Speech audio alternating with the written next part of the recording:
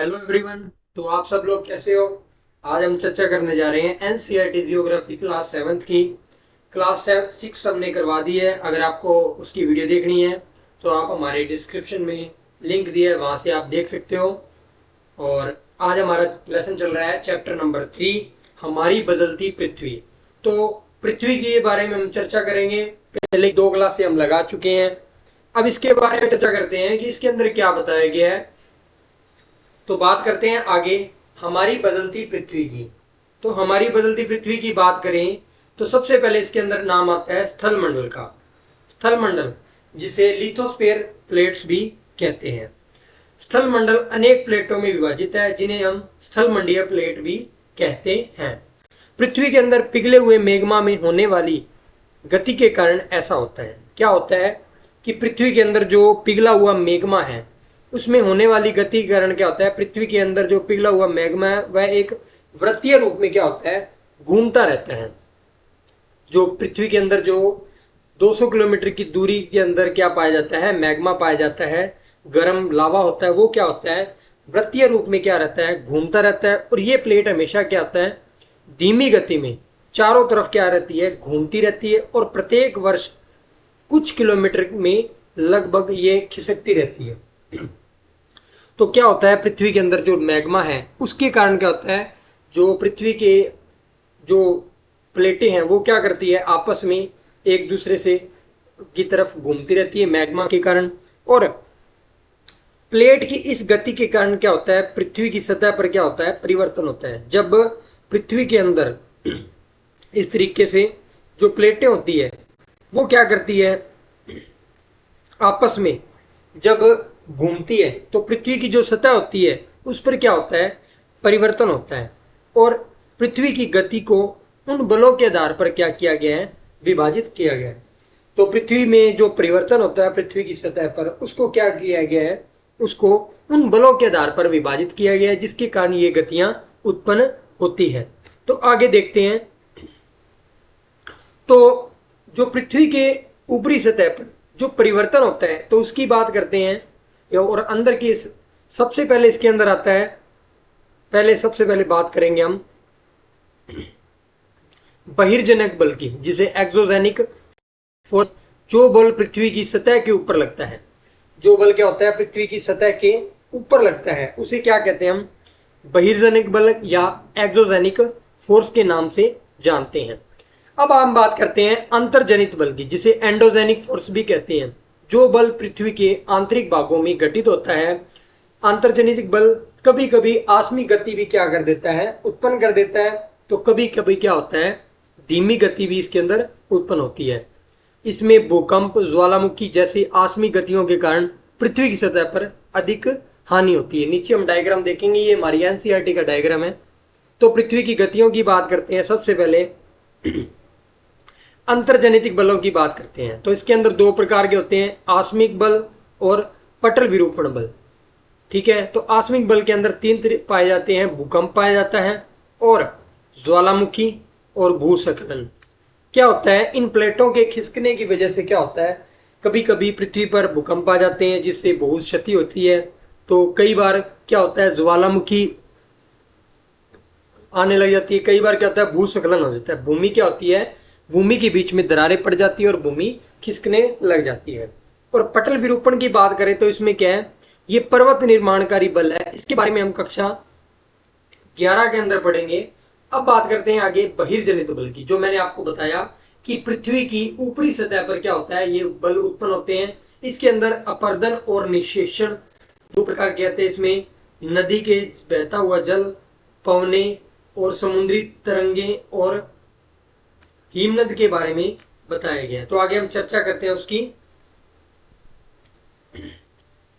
तो सबसे पहले हम पढ़ते हैं ज्वालामुखी के बारे में। ज्वालामुखी क्या होता है, भूपर पट्टी पर एक खुला हुआ छिद्र है जो पिघले हुए पदार्थ को अचानक क्या होता है, निकल जाता है। मैं आपको यहाँ दिखा रहा हूं, ये इस तरीके से क्या होता है कि भूपर पट्टी पर एक खुला हुआ छिद्र जो पिघले हुए अचानक निकलता है। और यहां से क्या होता है, इस तरीके से ये मेग्मा क्या होता है, बाहर की तरफ निकलता है। ये क्या होता है, जब पृथ्वी के अंदर हलचल होती है तो मैग्मा पिघल कर क्या होता है, पृथ्वी की सतह पर आगे और ये बाहर की तरफ बाहर निकलने लगता है। और इस स्थान को किस नाम से जानते हैं, जहां से ये इसे क्रेटर के नाम से जाना जाता है। और इस परत को क्या कहते हैं, क्रस्ट कहते हैं, और इसको क्या कहते हैं, मेंटल कहते हैं।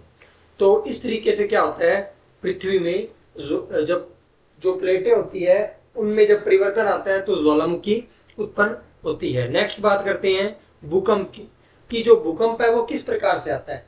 स्थल मंडल में प्लेटों की गति के कारण, जब स्थल मंडल में क्या होता है, प्लेट गति करते हैं तो पृथ्वी पर क्या होता है, कंपन उत्पन्न होता है। और यह कंपन पृथ्वी के चारों ओर क्या करता है, गति करता है। और इस कंपन को हम किस नाम से जानते हैं, भूकंप के नाम से जानते हैं। तो सबसे ज्यादा जो भूकंप है वो कहां पर आता है, वो जापान के अंदर आता है। और भूप्रपट्टी के नीचे का वह स्थान जहां से जो भूकंप उद्गम होता है, जैसे मैंने आपको यहाँ दिखाया गया है, इसे उद्गम केंद्र कहते हैं, जिसे फोकस भी कहा जाता है। और वह स्थान जहां पर भूकंप उत्पन्न होता है या भूकंप की ऊर्जा का उद्गम केंद्र कहलाता है, उसे किस नाम से जानते हैं हम, उद्गम केंद्र या फोकस के नाम से जाना जाता है। उद्गम केंद्र की भूसतह के ऊपर निकटतम स्थान को क्या कहते हैं, हम अधिक केंद्र कहते हैं। उसके जहां से ये बल उत्पन्न होता है और उसके 90 डिग्री के ऊपर उसके निकटतम स्थान को क्या कहते हैं, एपिसेंटर या अधिक केंद्र के नाम से जानते हैं। तो अधिक केंद्र से कंपन बाहर की ओर तरंगों का क्या होता है, गमन होता है। इस प्रकार से जो आपको दिखाई दे रही है, इन तरंगों का क्या होता है, गमन होता है। और अधिक केंद्र के निकट भाग में सर्वाधिक हानि होती है। अधिक केंद्र में जहां पर ये भूकंप उत्पन्न होता है उसके जो निकट वाला एरिया है वहां पर सर्वाधिक क्या होती है, हानि होती है। और अधिक केंद्र से दूरी बढ़ने पर भूकंप की तीव्रता क्या हो जाती है, जैसे जैसे ये जो अधिक केंद्र है इसकी तरफ से भूकंप की जो दूरियां बढ़ती हैं तो क्या होता है कि जो भूकंप का जो कंपन है वो क्या होती है, धीरे धीरे कम होने लग जाती है। आगे देखते हैं हम। देखिए इसके अंदर मैंने आपको बताया कि भूकंपीय जो तरंगे हैं वो 3 प्रकार की तरंगे होती है। इन्हें 3 तरंगों के नाम से जाना जाता है। एक तो होती है पी तरंगे, जिसे हम अनुदैर्घ्य तरंगे भी कहा जाता है। और एस तरंगे, जिन्हें अनुप्रस्थ कहते हैं, एल तरंगे, लव तरंगे। यद्यपि भूकंप की भविष्य ये 3 प्रकार की तरंगे होती है। तो पी प्रकार की तरंगे होती है, एस प्रकार की होती है, एल तरंगे। जो सबसे ज्यादा सर्वाधिक जो विनाशकारी तरंगे होती है वो कौन सी होती है, एल तरंगे, जिसे लव के बी के नाम से जानते हैं। यद्यपि भूकंप की भविष्यवाणी तो संभव नहीं है, लेकिन हमें इसे पहले से तैयार हो। मान लो भूकंप के बारे में भविष्यवाणी करना तो बहुत मुश्किल है, लेकिन क्या होता है, इसके प्रभाव को निश्चित रूप से हम क्या कर सकते हैं, कम कर सकते हैं। तो इसके लिए वैज्ञानिकों ने क्या किया, एक यंत्र का निर्माण किया, जिसे किस नाम से जानते हैं, सिस्मोग्राफी या भूकंप लेप की नाम से भी जाना जाता है। भूकंप का मापन का एक यंत्र है जिसे हम भूकंप लेपी के नाम से जानते हैं। वो आपके सामने दिखाई दे रहा है। इसको क्या कहते हैं, इसे भूकंप लेपी के नाम से जाना जाता है, जिसे सिस्मोग्राफी कहते हैं। भूकंप की तीव्रता का रिक्टर स्केल पर मापी जाती है। जो भूकंप की जो तीव्रता वो किससे मापी जाती है, रेक्टर स्केल के नाम द्वारा मापी जाती है। जिस भूकंप की तीव्रता जिस भूकंप की तीव्रता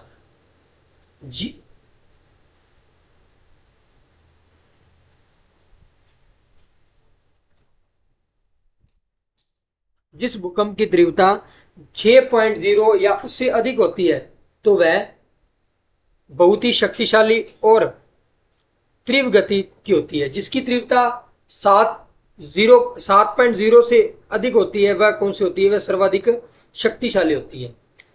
भूकंप की तीव्रता में मैंने आपको बताया कि 6.0 या उससे अधिक होती है तो यह बहुत शक्तिशाली होती है। अगर तीव्रता 7.0 या अधिक होती है तो वह सर्वाधिक शक्तिशाली समझा जाता है। नेक्स्ट बात करते हैं मुख्य स्थलाकृतियों की। तो हमने पहले उसके अंदर पढ़ा था, मैंने आपको बताया था हमने। तो इसके अंदर मुख्य मेजर लैंडफॉर्म के बात करते हैं। तो सबसे पहले इसके अंदर नाम आता है अपक्षय की, जिसे हम वेदरिंग के नाम से भी जानते हैं। दूसरा है अपर्दन, जिसे हम इरोजन कहते हैं, नामक 2 प्रक्रमों की दृश्य भूमि में लगातार विघटित होती रहती है। पृथ्वी की शैलों पर टूटने से अपक्षय की क्रिया होती है। जब पृथ्वी की जो शैलें हैं उनके टूटने पर, ये आपको दिखाई दे रहे हैं, ये शैलें टूटकर उसी जगह पर इकट्ठी हो जाती है, जिसे हम किसके नाम से जानते हैं, जिसे हम अपक्षय के नाम से जानते हैं। यह भूदृश्य पर जल, पवन और हिमनद जैसी विभिन्न घटकों के कारण होते हैं। और जब ये शैलें टूटकर, आपको डायग्राम दूसरे में दिखाई दे रहा है, ये पत्थर से नीचे गिर चुकी हैं, तो इनको क्या कहते हैं? भूदृश्य पर जो जल और पवन, हिमनद जैसे घटकों द्वारा होने वाले क्षय से क्या होता है? ये अपरदन होता है, जिसे हम इरोजन भी कहते हैं। वायु, जल आदि अपरदित पदार्थ एक स्थान से दूसरे स्थान पर ले जाते हैं, फलस्वरूप एक स्थान से एक स्थान पर क्या करते हैं? निक्षेप भी करते हैं। अपरदन के निक्षेपण कि ये प्रक्रम पृथ्वी के धरातल पर विभिन्न स्थलाकृतियों का क्या करते हैं? निर्माण करते हैं। नेक्स्ट बात करते हैं नदी की। नदी का कार्य क्या होता है? कि नदी के जल के दृश्य में भूमि का अपरदन होता है। नदी के जल के दृश्य में भूमि का क्या होता है? अपरदन होता है। जब नदी किसी खड़े ढाल के स्थान से अधिक कठोर शैल या खड़े ढाल वाली घाटी में गिरती है तो जलप्रपात निर्माण करती है। क्या होता है? जब कोई नदी इस तरीके से, जब नदी बहती हुई खड़ी ढाल से इस तरीके से गिरती है, जैसे आपको दिखाई दे रहा है, तो किस तरीके का निर्माण होता है? जलप्रपात का निर्माण होता है, जिसे हम किस नाम से जानते हैं? जिसे हम वाटरफॉल के नाम से भी जानते हैं। जब नदी मैदानी क्षेत्र में प्रवेश करती है, जब नदियां क्या करती है? मैदानी क्षेत्र में प्रवेश करती है, तो वह मोड़दार मार्ग में बहने लगती है, जैसे आपको डायग्राम में दिखाया गया है। इस तरीके से मोड़दार मार्ग में बहने लगती है। और नदियों के इन बड़े मोड़ों को किस नाम से जानते हैं? विसर्प नाम से जानते हैं। ये सांप की आकृति में इस तरीके से बहती है और इसके बाद विसर्पों के किनारों पर लगातार अपरदन और निक्षेपण शुरू हो जाता है और विसर्प लूप के सिरे को निकट आते हैं और समय के साथ विसर्प लूप नदी में कट जाते हैं और अलग झील बनाते हैं, जिसे हम चाप झील। क्या होता है? जब बाढ़ आती है तो ये क्या होती है? नदी का बहाव बढ़ जाता है, तो इस तरीके से नदी का क्षेत्र बढ़ जाता है। जब ये नदियों का बहाव कम हो जाता है तो ये क्या करती है? ये इस तरीके से अलग हो जाती है, जिसे हम किस नाम से जानते हैं? ऑक्सबो लेक भी कहते हैं, चाप झील भी कहते हैं। तो आपको पता लगा चाप झील किसे कहते हैं। और जो नदियां जब बाढ़ मैदानी क्षेत्र में बहती है तो किस एरिया में बहती है? विसर्प आकार में बहती है, ठीक है। और इससे क्या होता है? चाप झीलों का निर्माण भी होता है। नेक्स्ट बात करते हैं हम मुख्य नदियों की वितारिका की, कि वितारिका क्या होती है। कभी कभी नदियां क्या होती है? अपने तटों से बाहर बहने लगती है। जब क्या होता है? नदियों के अंदर बाढ़ आती है तो फलस्वरूप क्या होता है? निकटवर्ती क्षेत्रों में बाढ़ आती है और इससे समतल उपजाऊ बाढ़ग्रस्त मैदानों का क्या होता है? जो समतल उपजाऊ मैदान है वहां पर क्या होता है? बाढ़ग्रस्त मैदानों का निर्माण होता है। और नदी के इन तटों को किस नाम से जानते हैं हम? तटबंधों नाम कहते हैं। समुद्र तक पहुंचते पहुंचते नदियों का प्रवाह क्या होता है? धीमा हो जाता है तथा नदियों में अनेक धाराओं में विभाजित हो जाती है। जब समुद्र से ये मुख्य नदी जब समुद्र की ओर बहती है उससे पहले इसके अंदर अनेक इस तरीके से धारा बन जाती है, जिन्हें हम क्या कहते हैं? इन धाराओं को वितारिका नाम से हम जानते हैं। यदि नदी में इतनी धीमी हो जाती है तो यह अपने साथ लाए मलबे निक्षेपण करने लगती है और प्रत्येक वितारिका अपने मुहाने का क्या करती है? निर्माण करती है। इन सभी मुहानों का अवसादों के संग्रह से क्या होता है? डेल्टा का निर्माण होता है। नेक्स्ट बात करते हैं हम, ये आपके सामने एक वाटरफॉल दिखाई दे रहा है। ये सबसे ऊंचा जलप्रपात दक्षिण अमेरिका के वेनेजुला का एंजल जलप्रपात है। विश्व का सबसे ऊंचा जो जलप्रपात है वो कहाँ पर स्थित है? वो अमेरिका के दक्षिण अमेरिका के वेनेजुला के एंजल जलप्रपात है। और अन्य जलप्रपात की बात करें तो उत्तरी अमेरिका में कनाडा और तथा संयुक्त राज्य अमेरिका की सीमा पर स्थित नियाग्रा जलप्रपात और अफ्रीका में जाम्बिया एवं जिम्बाब्वे की सीमा पर स्थित विक्टोरिया जलप्रपात के सबसे ऊंचे जलप्रपातों की श्रेणी में आते हैं। नेक्स्ट बात करते हैं समुद्री तरंगों का, वर्क ऑफ सी वेव्स। समुद्री तरंगों में अपरदन में निक्षेपण स्थलाकृतियां बनाते हैं।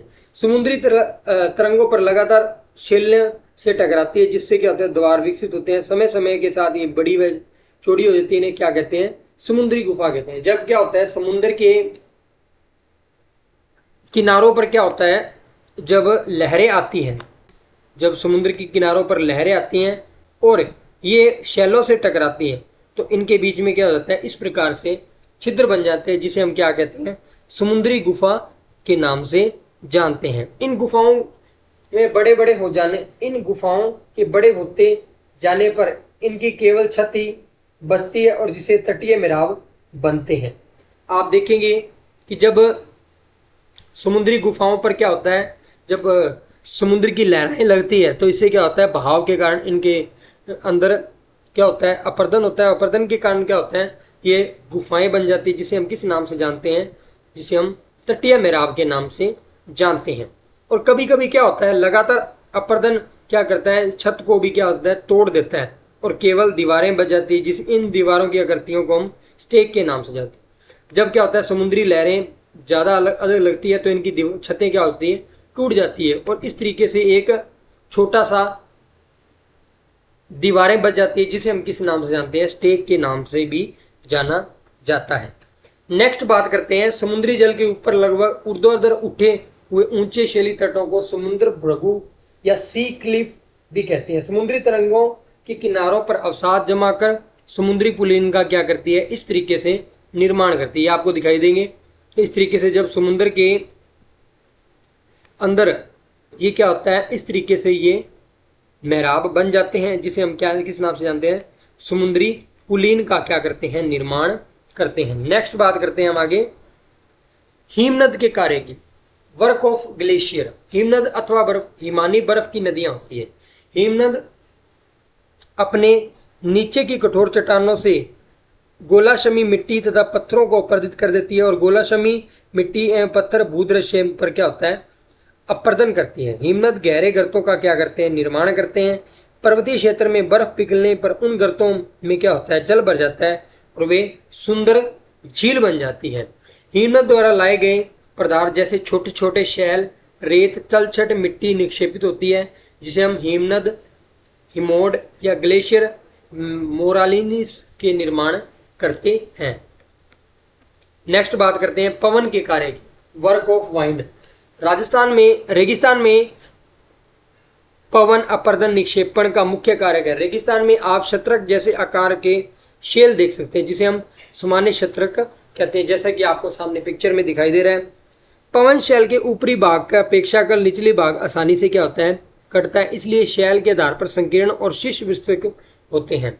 पवन चलने पर यह अपने साथ रेत का एक उत्थान एक स्थान से दूसरी स्थान तक पहुंचाते हैं। जब पवन का भाव रुकता है तो यह रेत गिरकर एक छोटी सी पहाड़ी का, इस तरीके से क्या होता है, पहाड़ी का निर्माण कर देती है। रेत इस तरीके से एक पहाड़ी का निर्माण कर देती है और इन्हें क्या कहते हैं, हम बालू का टिब्बा कहते हैं। क्या होती है, जब रेत आंधियां चलती है रेगिस्तान के अंदर तो ये क्या करती है, एक स्थान से बालू उठाकर दूसरे स्थान पर इकट्ठी कर देती है और इस तरीके से पहाड़ी का निर्माण करती है, जिसे हम बालू का टिब्बा भी कहते हैं।